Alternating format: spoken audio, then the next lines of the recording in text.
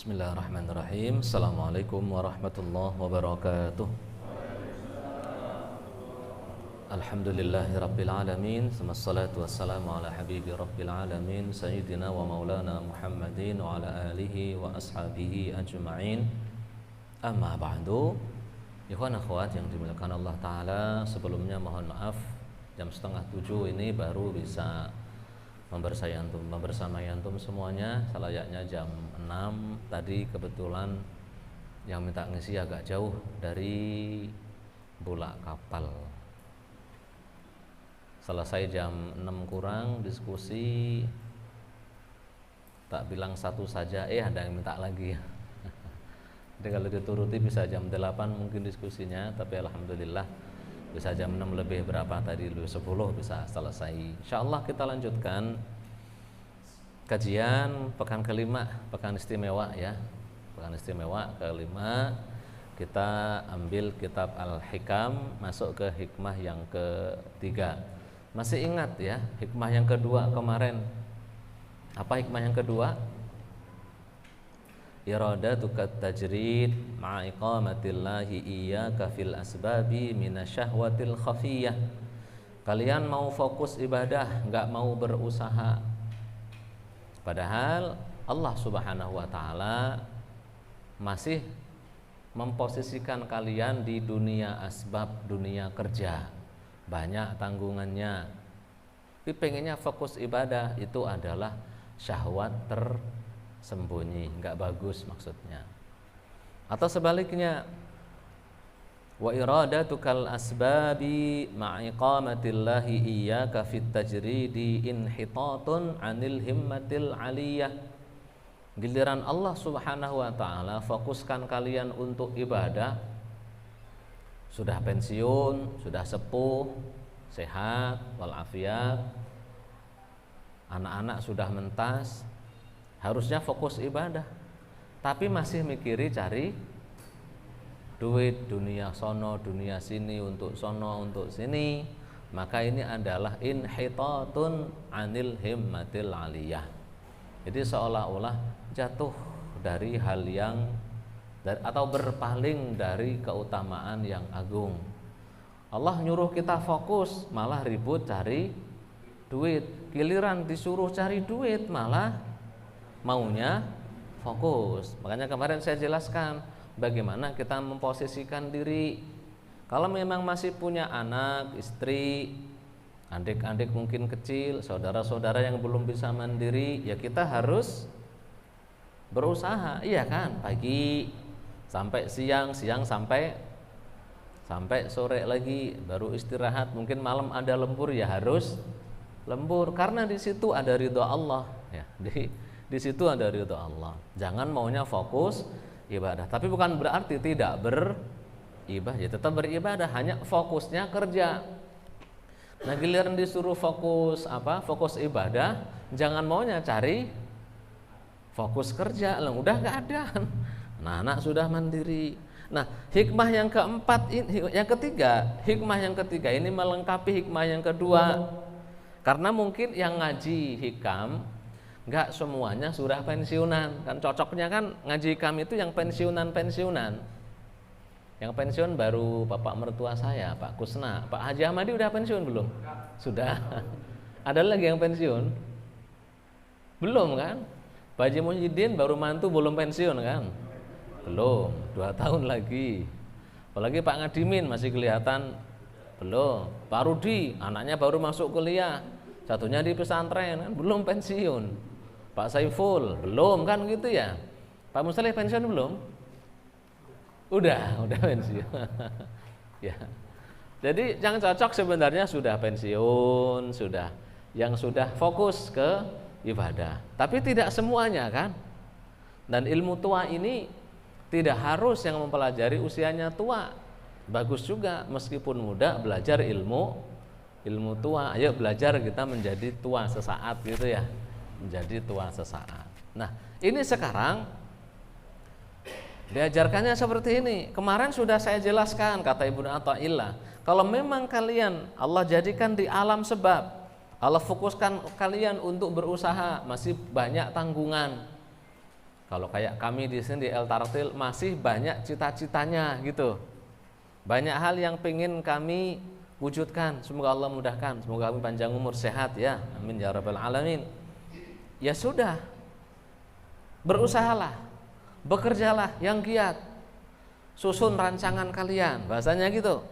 Apa cita-citanya? Targetnya dalam setahun ke depan seperti apa? 2 tahun ke depan seperti apa? 3 tahun, 4 tahun, 5, 10, 20. Harus ada targetnya. Gitu. Kerjalah, kerja dan kerja gitu. Kalau memang sudah paham hikmah yang kedua dan memang belum waktunya pensiun, masih di dunia, sebab dunia kita harus banting tulang kalian, peras keringat kalian.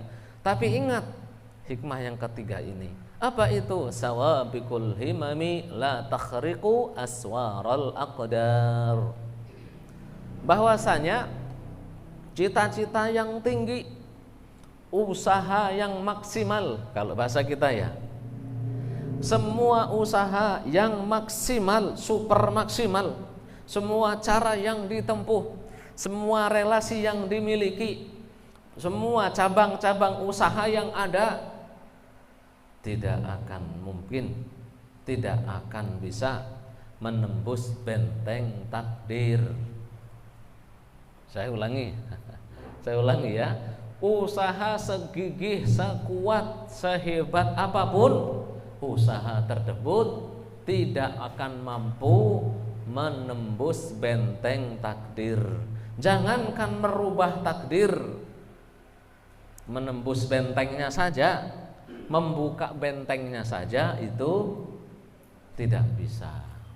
Jadi beliau pakainya la takhriqu aswaral qadar, enggak pakai la takhriqul aqdar, enggak, la takhriqu aswaral qadar.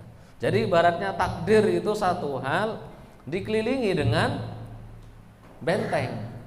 Bentengnya ini usaha apapun yang kita laksanakan untuk menjadi hebat, usaha apapun yang kita laksanakan biar kaya, biar sukses, biar bisa ini, itu, dan sebagainya, maka ingat, kita ini hanya seorang hamba. Setiap hamba punya takdirnya masing-masing. Usaha kita ini kalaupun tidak membuahkan hasil, kita harus terima, ridho dengan takdir, ridho dengan bagian masing-masing. Baik, secara globalnya seperti itu. Paham dulu. Halo? Secara global paham ya? Paham? Pak Teguh paham? Pak Haji Ahmadi paham ya? Nah, secara globalnya saya ulangi. Kalian masih disuruh usaha, punya tanggungan. Ya namanya kita punya tanggungan. Pagi berangkat kerja, nanti sambil pulang kerja mungkin kalau bawa motor, bawa mobil, sambil nyambi jadi driver gitu ya. Daripada mobil nganggur kan boleh seperti itu mungkin ya. Boleh ya. Daripada nganggur udah sambil pulang kerja jadi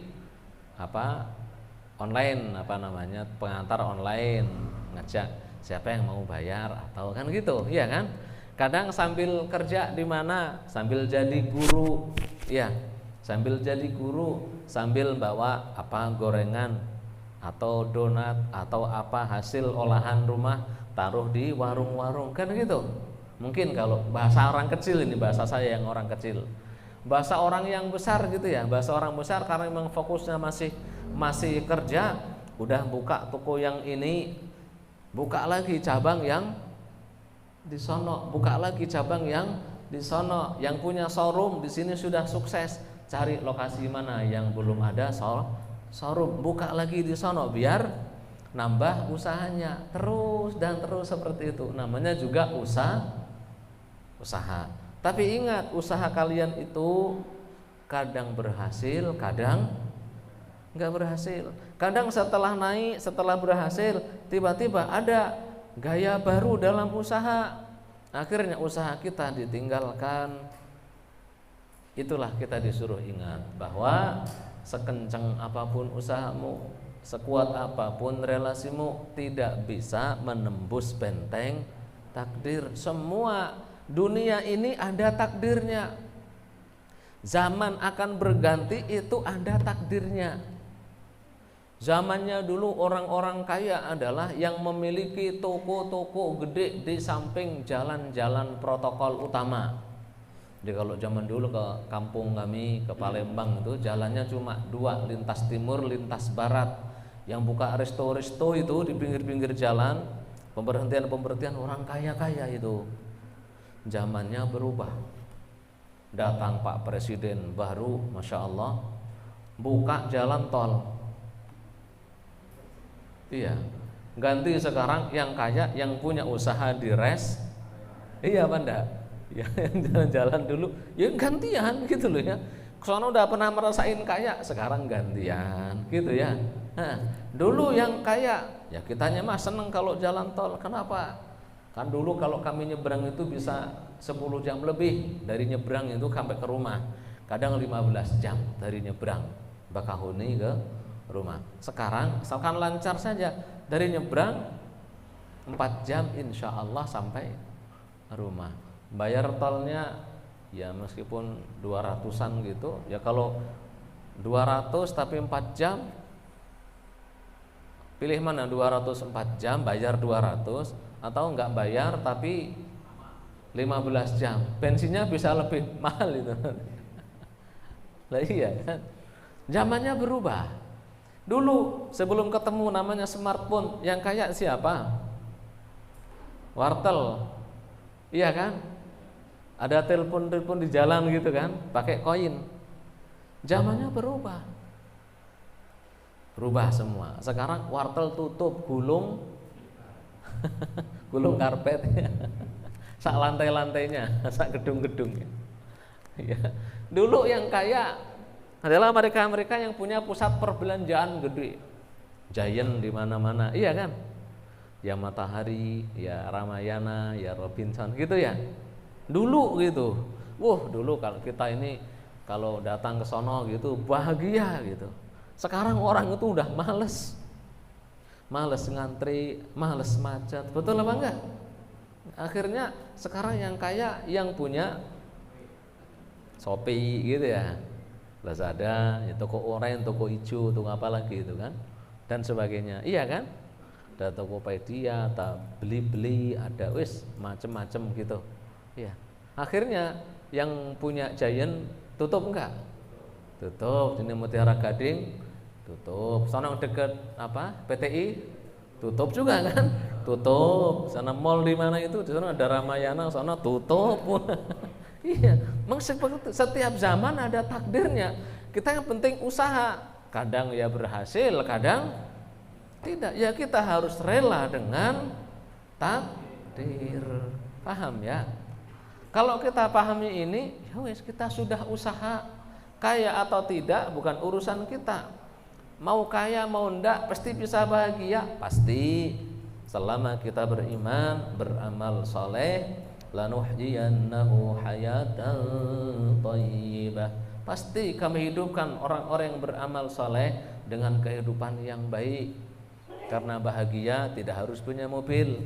Kalau bahagia itu harus punya mobil, kita loh lah yang nelangsa semua. Iya benda? Iya.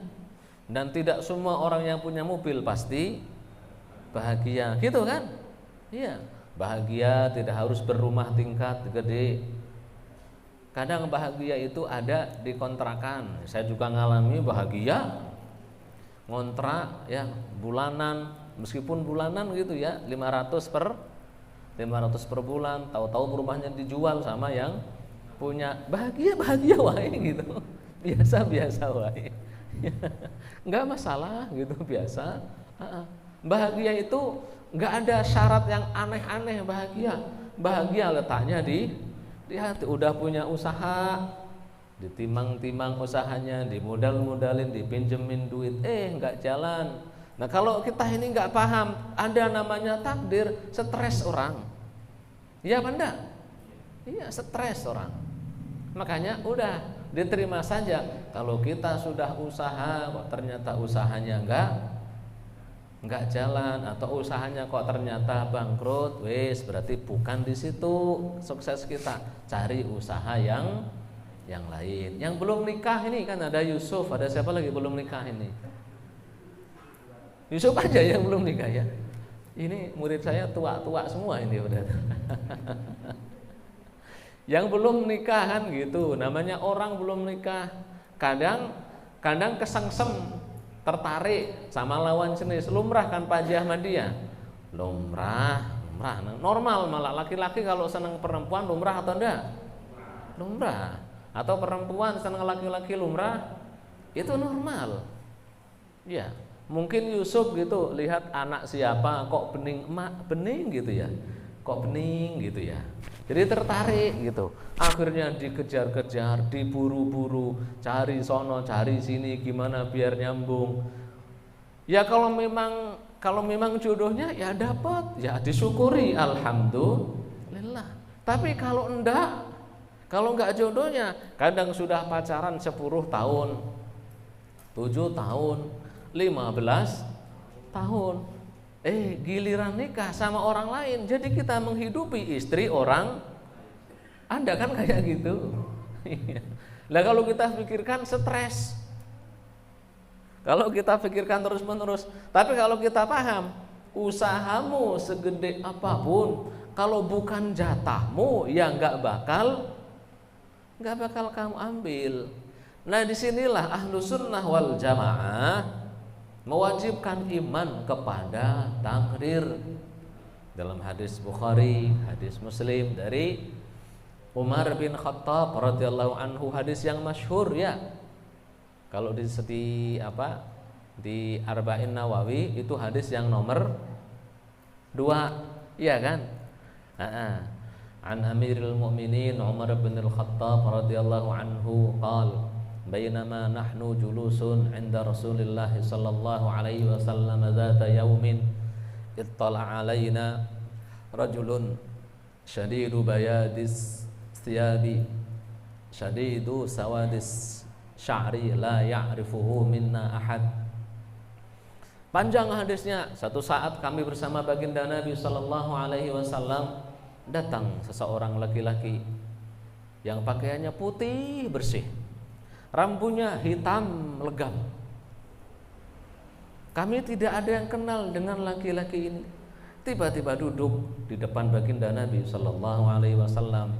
Ini lututnya ditempelin ke lutut Nabi duduknya, tangannya ditaruh di lututnya, bertanya, "Ya Muhammad, akhbirni 'anil Islam." Atau "Ya Muhammad, mal Islam?" Wahai Muhammad, apa itu Islam? Disebut al-Islamu an tashhada an la ilaha illallah wa anni rasulullah wa tuqimas shalah wa tu'tiyaz zakah wa tasuma ramadan wa tahajjul baita in istata'ta ilaihi sabila. Qala sadaqta fa'ajibna lahu yas'aluhu wa yusaddiquh. Kata para sahabat, kami heran. Baru kami dengar satu orang nanya ke Rasul, setelah dijawab bener kamu, kayak nebak, kayak tebak-tebakan gitu. Bener kamu, bener gitu. Bila ditanya mal iman, ditanya apa iman?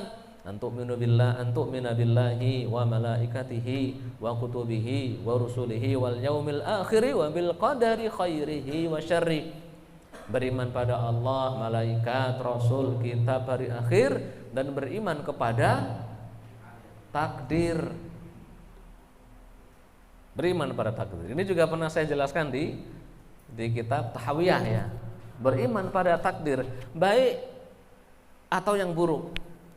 Takdir yang baik atau takdir yang buruk. Ahlus Sunnah wal Jamaah mengimani, kita semua wajib mengimani bahwasanya perkara baik atau buruk semuanya dari Allah Subhanahu wa taala. Faham ya? Adanya kafir, adanya iman, ada setan, ada iblis, ada malaikat, itu semua sudah ditakdirkan Allah Subhanahu wa taala. Ada sehat, ada sakit, ada tua, ada muda, ada hidup, ada mati, semuanya takdir Allah Subhanahu wa taala. Paham ya? Itu keyakinan Ahlus Sunnah wal jamaah. Dari Ibnu Umar ini juga diriwayatkan marfu dengan sanad sahih. Ibnu Umar ini pernah ditanya oleh orang-orang, kami mendengar ada orang tidak percaya dengan takdir, al amru unuf, semua hal itu ujuk-ujuk, sekonyong-konyong, nggak ada namanya takdir. Ini takdirnya kaya, takdirnya miskin, ini takdirnya jadi presiden, jadi menteri, jadi rakyat. Nggak ada kayak gitu. Itu semua pilihan manusia. Kata Ibnu Umar, sampaikan kepada orang-orang yang bilang seperti itu, Ibnu Umar berlepas diri dari mereka. Berarti maksudnya orang-orang tersebut kafir. Iya, kalau tidak percaya dengan adanya takdir berarti kafir. Karena percaya dengan takdir itu bagian dari rukun iman yang ada 6 apa 9? 6. Kok diem saja? Takdir rukun iman ada 6. Salah satunya harus percaya dengan takdir. Saya dilahirkan jadi orang Jawa, gitu ya, bapak emaknya Jawa tapi lahir di Sumatera, itu sudah takdir gitu. Terus Pak Teguh Sunda ya, Banten. Pak Teguh dilahirkan jadi orang Banten, itu juga takdir. Bisa milih kita untuk jadi siapa gitu? Bisa milih? Gak bisa, memang sudah takdir dari Allah Subhanahu wa ta'ala. Faham ya? Nah, jadi dalam mengimani takdir ini kita harus yakin bahwa semua perkara sudah Allah Subhanahu wa ta'ala ketahui dari sejak sebelum ada masa dan waktu. Kalau pengertian zaman itu adalah pergantian siang dan malam, itu kan jadi waktu gitu ya, karena adanya matahari. Dari sebelum semuanya ada, Allah Subhanahu wa ta'ala sudah tahu semua hal sebelum Allah ciptakan. Sebelum anak-anak kita lahir, cucu-cucu kita lahir, itu nanti akan jadi seperti apa, Allah Subhanahu wa ta'ala sudah tahu. Perangainya seperti apa, nanti bakal milih iman atau kafir. Semoga anak cucu kita semuanya beriman Islam, jadi orang baik semua, amin ya rabbal alamin. Iya, itu semuanya Allah sudah tahu. Kemudian hal tersebut Allah ciptakan sesuai dengan keinginan Allah. Keinginan Allah ini kaitannya dengan hal-hal yang mungkin, sudah saya jelaskan juga. Enggak mungkin Allah Subhanahu wa ta'ala melakukan perkara-perkara yang secara logika tidak masuk akal. Itu enggak mungkin. Contohnya, enggak mungkin Allah Maha Kuasa, Maha bisa menciptakan, Maha bisa. Gitu. Tapi Allah menciptakan suatu hal dengan kudrahnya, setelah melalui fase iradah dengan keinginannya. Itu hanya pada hal-hal yang mungkin. Sebab mustahil Allah menciptakan Tuhan selain Dia. Masuk akal enggak? Allah gitu berkehendak menciptakan Tuhan selain Allah. Ada? Yang enggak ada, itu mustahil. Makanya perlu kita belajar namanya wajib dan mustahil. Jadi saya ulangi, Allah tahu semua hal sebelum diciptakan. Nanti setelah diciptakan akan seperti ini kejadiannya, itu Allah Subhanahu wa ta'ala tahu. Ya, tahu semua. Nah, kemudian setelah hal tersebut diciptakan, akan terjadi sebagaimana yang Allah ketahui. Fasenya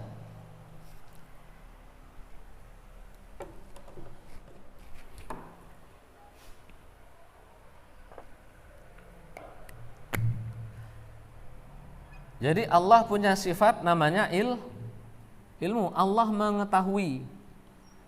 Allah mengetahui bahwasanya semua hal nanti kalau sudah terjadi akan seperti ini. Pak Najib sebelum diciptakan oleh Allah Subhanahu wa ta'ala, Allah sudah tahu bahwasanya Pak Najib nanti Islam, milih Islam, lahir dari rahim Islam. Itu sudah sudah tahu, diketahui oleh Allah Subhanahu wa taala. Nah, kemudian dari ilmu ini iradah. Allah berkehendak menciptakan alam semesta ini. Seperti apa alam semesta ini bakalnya, itu sudah Allah ketahui semuanya dengan iradahnya ini. Setelah itu, karena sudah tahu ini alam semesta ini umurnya bakal sekian, bintang ini bakal umur sekian, bumi bakal seperti ini, semuanya itu ditulis. Ya, ditulis oleh Allah Subhanahu wa taala dari dulu, dari sebelum ada matahari itu sudah ditulis. Saat Allah Subhanahu wa taala menciptakan makhluk namanya pena, Allah berfirman kepada pena, uktub wa madza aktub ya Rabb. Apa yang kutulis? Tulislah takdirku, tulislah ketentuanku, bahwasanya alam semesta ini yang di dalamnya ada apa saja, bakal terjadi seperti apa saja. Allah Subhanahu wa taala menciptakan manusia. Manusia itu diberi pilihan oleh Allah taala dalam masalah iman kufur, yang diberi pilihan. Dalam masalah pahala dan dosa, manusia suruh milih, mau masuk surga atau neraka, suruh milih oleh Allah Subhanahu wa taala. Allah tahu bahwasanya si A ini bakal milih iman, si B bakal milih kafir. Allah sudah tahu dari si A, B ini belum diciptakan. Kemudian karena sudah tahu si A, si B bakal milih iman, jadi orang baik, bakal masuk surga, ditulis si A ini nanti masuk ditulis si B masuk neraka. Enggak ada paksaan sama sekali. Allah nulis karena Allah tahu si A, si B itu pasti si A-nya bakal milih surga, bakal taat. Iya kan? Si B-nya ditulis masuk neraka karena mengapa? Allah tahu dari sebelum diciptakan si B nanti bakal milih neraka. Mudeng sampai sini. Jadi di sini enggak ada Allah maksa manusia. Enggak ada Allah itu maksa manusia suruh zina, suruh mencuri, suruh membunuh. Enggak ada maksa beriman, enggak ada sama sekali. Semuanya suruh milih. Tapi Allah sudah tahu pilihan kita dari kita belum diciptakan. Makanya sudah tertulis itu, pilihan kita itu sudah pasti dan pasti terjadi. Mudeng sampai sini? Halo? Nah, saat inilah, ini kan masih saat ditulis itu, kemudian terjadi.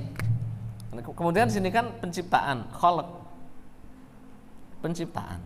Nah, di sini penciptaan, bener-bener, ternyata si A memang jadi orang baik, si B jadi orang tidak baik. Itulah yang dimaksud dengan qadha dan qadar. Al-ikhtilafin bainal Asy'ariyah dan Maturidiyah.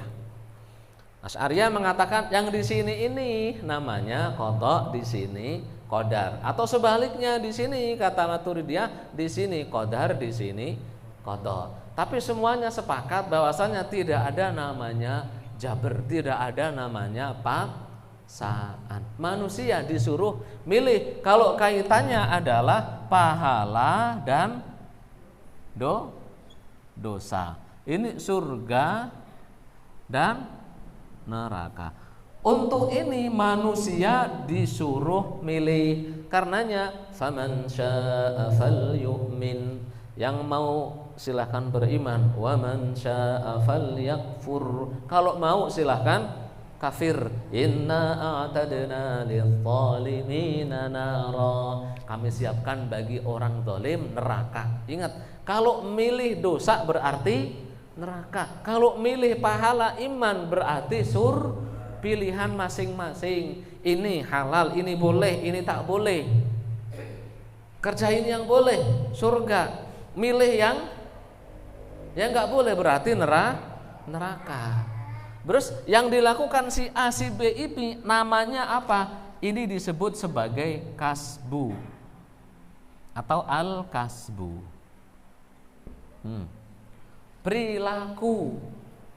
Perilaku manusia, al-kasbu.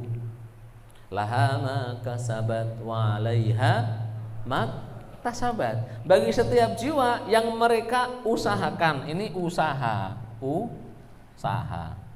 yang mereka usahakan. Usaha baik, laha ma kasabat. Usahanya buruk, wa 'alaiha ma tasabat. Lirrijali nasibum mimma iktasabu walinnisa'i nasibum mimma iktasabn. Yang mereka usahakan. Jadi kita berusaha jadi baik, itu memang kita disuruh usaha oleh Allah Subhanahu wa ta'ala. Atau orang berusaha jadi buruk, itu juga usaha. Yang membuat kita usaha, mau usaha baik atau buruk, itu dari siapa? Dari Allah. Makanya baik buruk dari Allah. Cuma usaha itu kita. Iya kan? Kita yang menentukan. Mau ngaji sini ini kemauan kita bukan?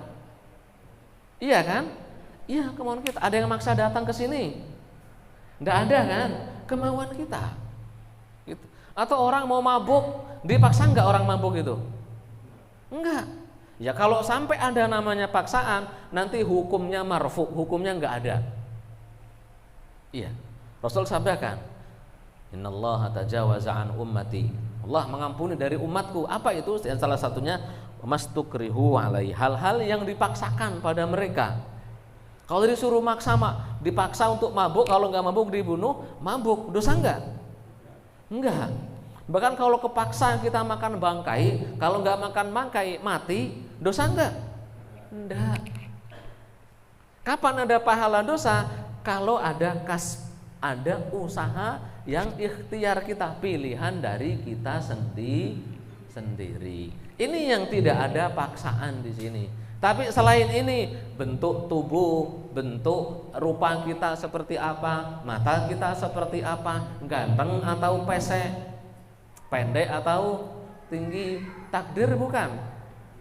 Takdir. Karenanya tidak boleh membuli orang gara-gara fisiknya. Kalau kita membuli fisik, itu berarti membuli Allah. Kecuali orang sudah dikasih fisik tapi tidak menjaga fisiknya, mohon maaf, ya mabuk-mabukan dan sebagainya, akhirnya nanti tubuhnya rusak sendiri. Yang salah siapa itu? Kitanya, gitu ya. Wallahu a'lam. Sampai sini paham ya? Paham ya? Ini penjelasan mendalamnya seperti ini. Nah, kalau sudah kita pahami bahwa iman kepada takdir itu bukan berarti kita dipaksa terus malah jadi mundur. Enggak.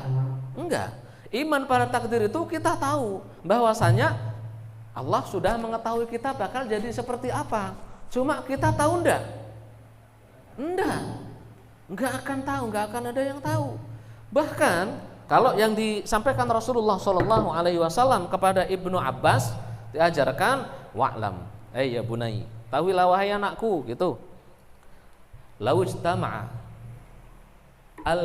ijtama'atil insu wal jinnu ala an yanfa'uka bi syai'in lan yanfa'uka illa bi syai'in qad katabahu Allahu lak. Wa in istama'u ala an yadurruka bi syai'in lam yadurruka illa bi syai'in qad katabahu Allahu alaik. Ketahuilah wahai anakku, ponakan kan ini. Seandainya seluruh jin dan manusia semuanya kumpul jadi satu untuk mencelakai kamu enggak akan celaka. Kecuali oleh Allah Subhanahu wa taala sudah ditulis dari zaman awal bahwa kamu bakal celaka. Iya apa enggak? Iya. Seandainya seluruh manusia dan jin berkumpul untuk memberi manfaat kepadamu, ketahuilah kamu gak akan dapat manfaat kecuali dengan manfaat yang sudah ditulis oleh Allah Subhanahu wa ta'ala. Dengan ini orang Islam itu hidup tenang. Yang penting berusaha. Karenanya orang Islam zaman baginda Nabi SAW diajak jihad. Iya. Mereka nggak takut mati, enggak. Karena mereka tahu mati itu sudah ada tulisannya. Mau perang berapa ribu kali, kalau belum waktunya mati enggak? Enggak. Yang tidak perang sama sekali hidup di tengah-tengah benteng kerajaan yang begitu kokoh. Ada setelah benteng, ada bentengnya lagi, ada bentengnya lagi. Masih terus ada temboknya lagi, ada kaca yang kedap udara. Kedap udara. Kaca yang nggak bisa ditembus gitu ya. Orangnya hidup di sono, semuanya perlengkapan ada gitu, oksigen di dalamnya juga ada. Kalau waktunya mati enggak? Iya apa enggak? Iya. Kalau enak kan gitu? Iya. Makanya dalam riwayatnya Ibnu Umar, beliau mengatakan, "Wa ma akhta'aka lam yakun liyusibak, wa ma asabaka lam yakun liyukhti'ak." Ini rezeki. Kalau sudah jadi bagianmu, entah bagaimana caranya pasti jadi rezekimu. Tapi kalau bukan bagianmu, meskipun sudah di depan matamu, nggak akan jadi milikmu. Iya apa enggak? Ini biar jadi rezeki saya, tak minum dulu, bismillah. Kadang makanan gitu, makanan karena nggak jadi rezeki saya, nggak jadi rezeki saya. Ngisi pengajian gitu, ya namanya ustadz ngisi pengajian, pinter ngasihnya pas ngisi pengajian gitu ya. Sebelumnya nggak ada gitu. Pas lagi ngomong baru datang gitu. Baru datang, ya udah. Nah, sedangkan kalau yang hadir kan nggak ngomong, ya kan? Ada makanan sambil makan, ya jadi rezeki kan? Kalau kita jadi rezeki enggak? Padahal sudah di depan ini, ya itulah namanya. Wa ma akhta'aka lam yakun liyusibak. Kalau bukan rezekimu enggak bakal ambil. Tapi kalau sudah rezekimu, entah apapun caranya, wis pasti jadi milikmu. Wis pasti itu. Iya, wis pasti jadi milikmu. Iya. Entah bagaimana caranya. Tahun 2012 takdirnya Allah Subhanahu wa taala, karena udah terjadi, saya bisa bilang berani takdir gitu ya.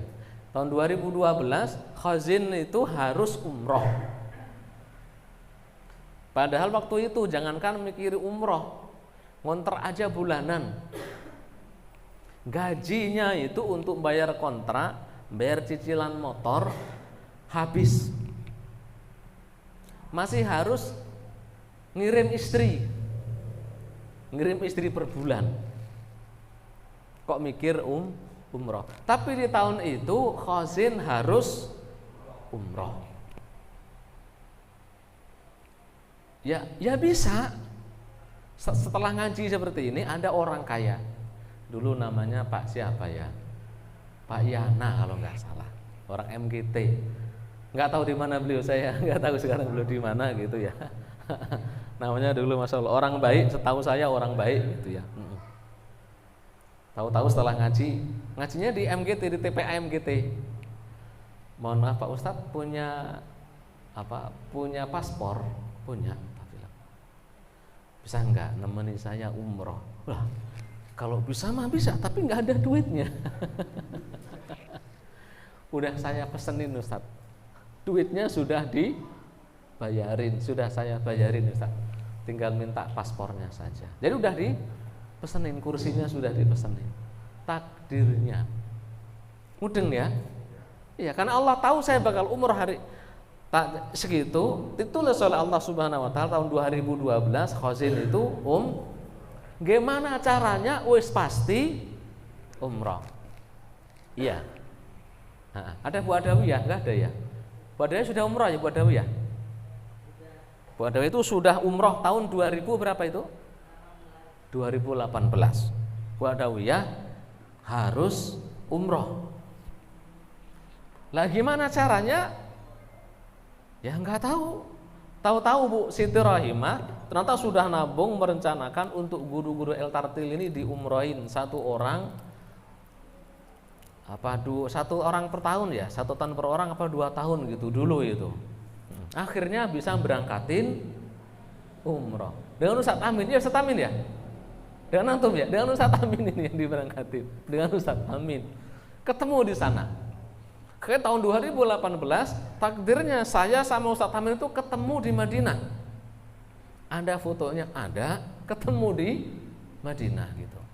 Takdirnya. Padahal Ustadz Amin juga posisinya ya sama seperti saya. Rumah masih ngontrak itu Ustadz Amin ya. Rumah masih ngontrak, gak kepikiran umroh kan? Terus gak kepikiran umroh, tapi tahu-tahu karena Allah takdirkan umroh ya umroh.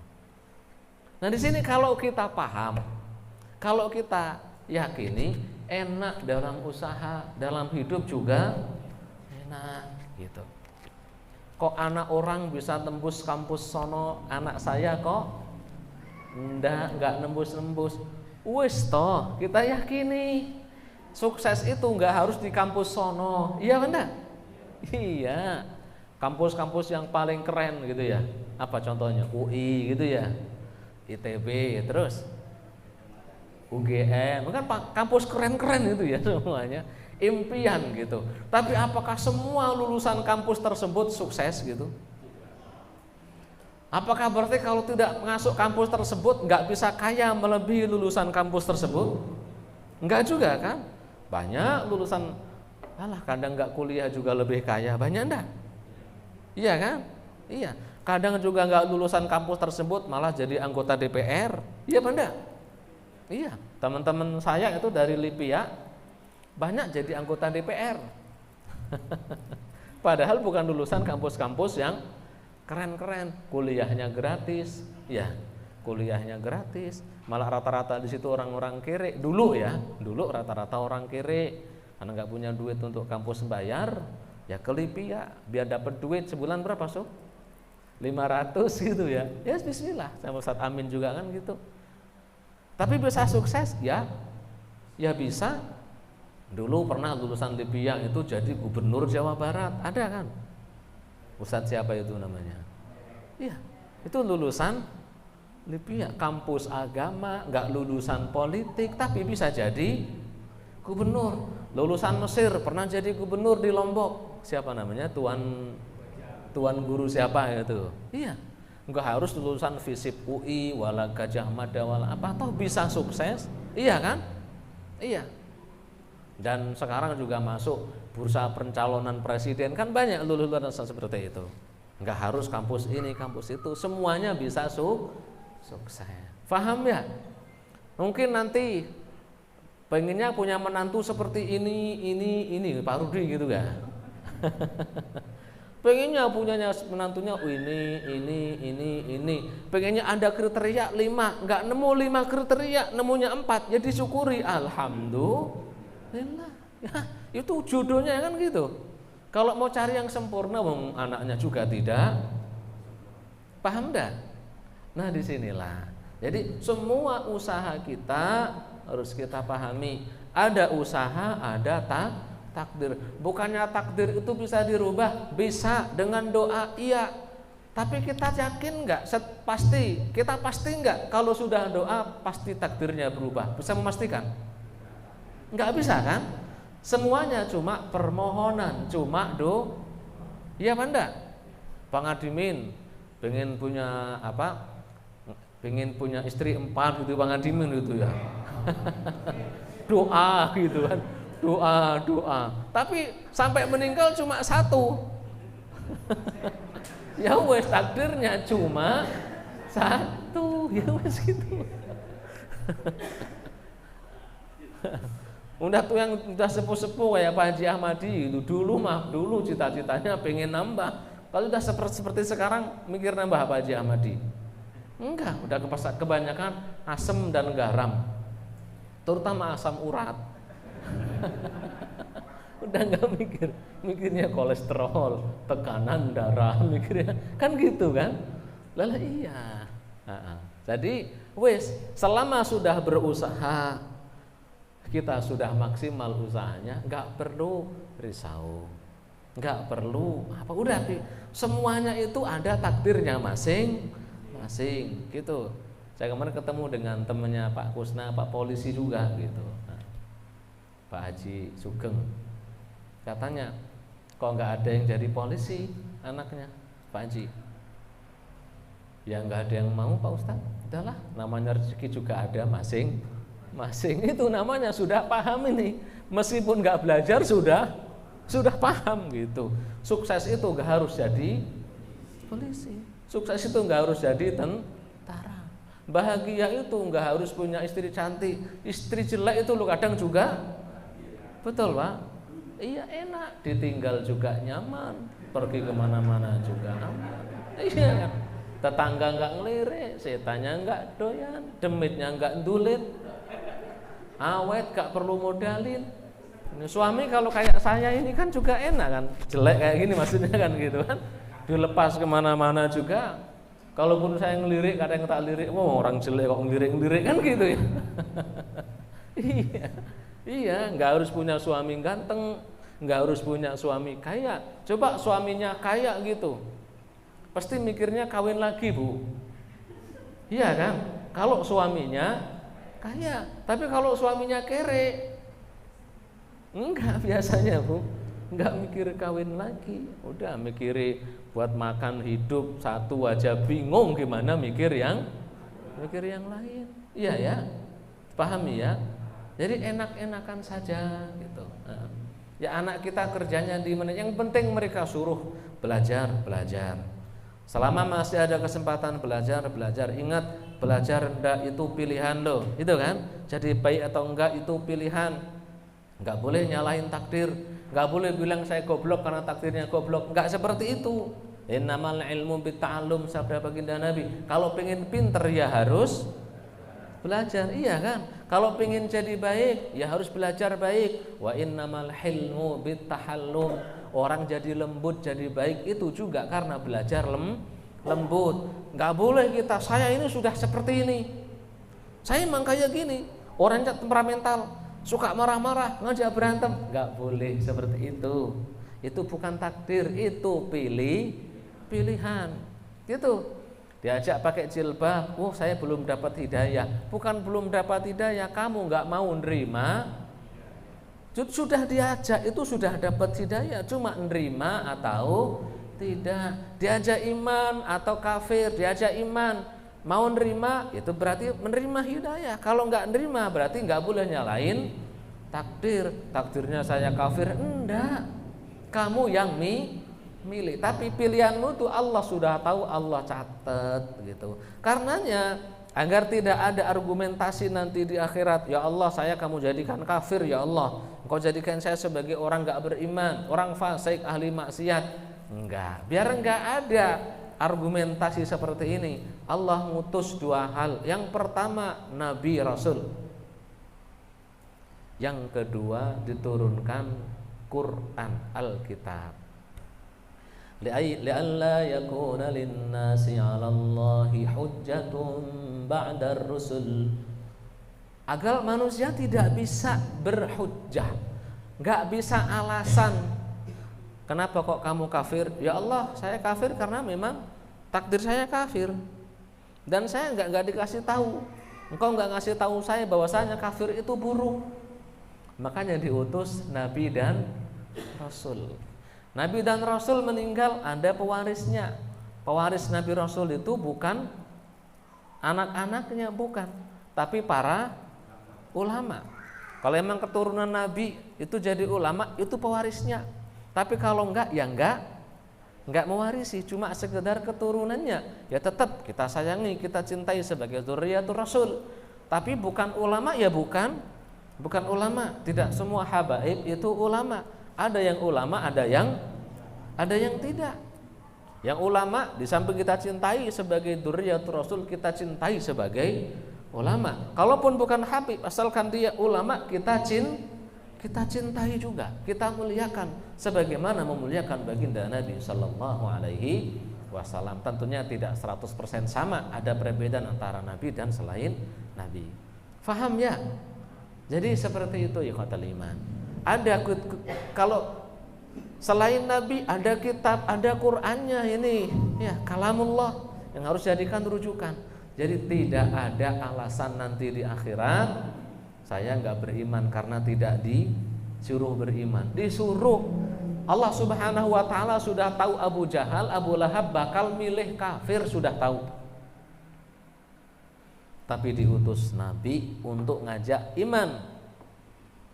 Allah tahu Abu Thalib itu bakal mati dan tidak mau bersyahadat, bersyahadatain. Tapi tetap Allah utus Rasul untuk ngajak Abu Thalib bersyahadat. Apa fungsinya? Nanti di akhirat biar tidak bisa beralasan. Itu penjelasan secara terperincinya. Kita tarik lagi, kalau kita sudah beriman pada takdir, insya Allah semua usaha kita nyaman. Yang penting kita cari mana yang halal, kita laksanakan. Kita cari yang halal. Usaha semampu kita laksanakan. Sukses atau tidak bukan urusan kita. Ya, Allah memberi pahala bukan karena kita berhasil, bukan karena kita sukses. Kita ngajak masyarakat Indonesia untuk berjilbab perempuannya, untuk sholat jamaah laki-lakinya, untuk meninggalkan mabuk-mabukan, untuk meninggalkan perjudian, meninggalkan maksiat. Kita ngajak itu sudah dapat pahala. Berhasil atau tidak, orangnya mau sholat jamaah atau tidak, orangnya mau sholat atau tidak, mau pakai jilbab atau tidak, bukan urusan kita. Wa ma 'alaika illal balagh. Tugas kita hanya sudah menyampaikan, dapat pahala, gitu loh. Ya, orangnya terima terserah, enggak juga alhamdulillah, kan gitu. Terima alhamdulillah, enggak juga alhamdulillah, sama-sama alhamdulillah, ya. Wallahu a'lam bishawab. Insyaallah kalau kita pahami ini, sawabiqul himam la takhriqu aswaral qadar. Usaha maksimal kita tidak akan bisa menembus benteng takdir. Bukan berarti sama sekali tidak bisa, belum tentu bisa, gitu bahasanya. Usaha maksimal kita belum tentu bisa menembus benteng takdir. Bisa jadi merubah takdir karena kita berdoa, bisa jadi juga tidak, karena semua punya bagian masing-masing. Wallahu a'lam bishawab. Sudah jam 7:30, 1 jam saya sudah ngomong. Kalau ada pertanyaan dipersilahkan.